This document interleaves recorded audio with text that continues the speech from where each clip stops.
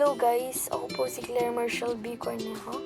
Ngayong araw, pag-uusapan natin ang lupang tinubuan ni Narciso G. Reyes. Kilala niyo ba si Narciso G. Reyes? Si Narciso G. Reyes ay isang kilalang Pilipinong diplomat at manunulat. Siya ay nagsilbing tagapangulo ng UNICEF at kalihim general ng ASEAN at naging duta sa iba't ibang bansa. Kilala rin siya bilang may akda ng kwentong lupang tinubuan. Una muna, kilalanin natin ang mga tauhan ng kwento. Danding, ang pangunahing tauhan, batang lumaki sa Maynila na unang bumisita sa bayang Sinilangan ng kanyang ama. Tia Juana, kamag-anak na kasama ni Danding sa pagbiyahe patungong Malawig. Nagpakilala sa kanya sa mga kamag-anak doon. Tio Goyo, kasama rin ni Danding at Tia Juana sa biyahe. Tata Inong, imao ng kamag-anak na pinsan ng ama ni Danding, dahilan ng pag-uwi nila sa Malawig. Potsero, naghatid sa kanila mula sa istasyon patungong bahay ng namatay.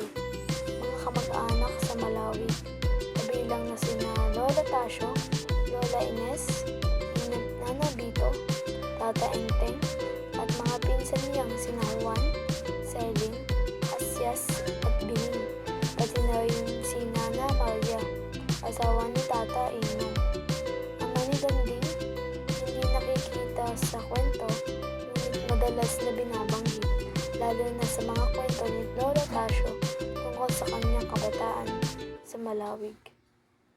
Lugar na pinangyarihan sa kwento. Malawig, dito nagmula ang ama ni Danding at ang kaniyang mga kamag-anak. Narito naman ang buod ng kwento.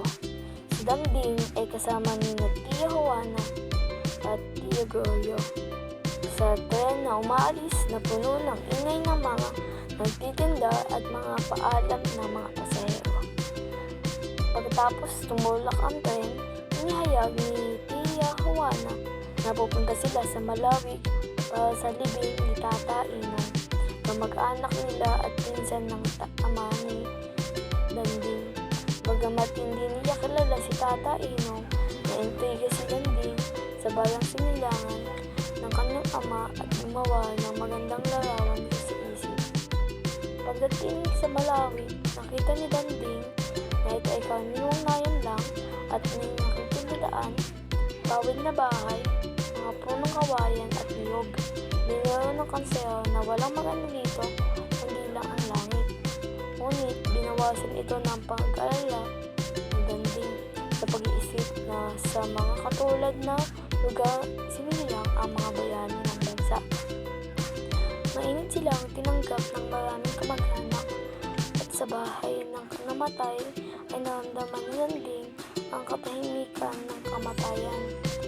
Nang makita niya ang mukha ni Tata Inong na may pagkahawi sa kanyang ama, nagdaman niya ang lungkot. Pagkatapos ay binuksan niya ang isang album at pinag-isip ang ugnayan ng dugo sa pagbubuklod ng mga tao.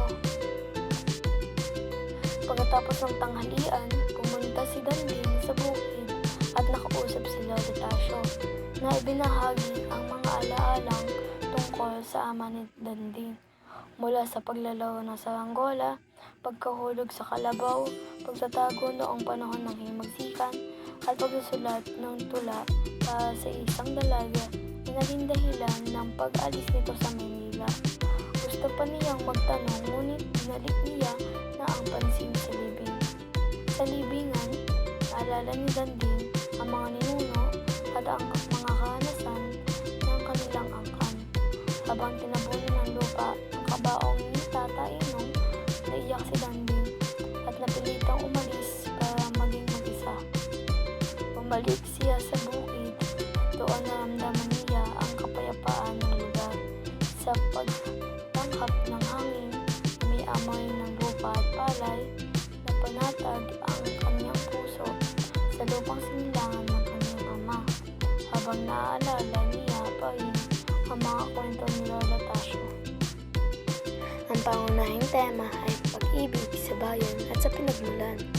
Mga aral na pwedeng matutunan ay pahalagahan ang sariling bayan, maging matapang na lumaban para sa katarungan, magtulungan bilang isang komunidad. Sa kabuuan, ang lupang tinubuan ay isang napakahalagang akda na dapat basahin ng lahat ng mga Pilipino. Bagamat matagal nang naisulat, patuloy pa rin itong may bisa ngayon. Pinapaalala nito na huwag kalimutan ang ating kultura, wika at kasaysayan.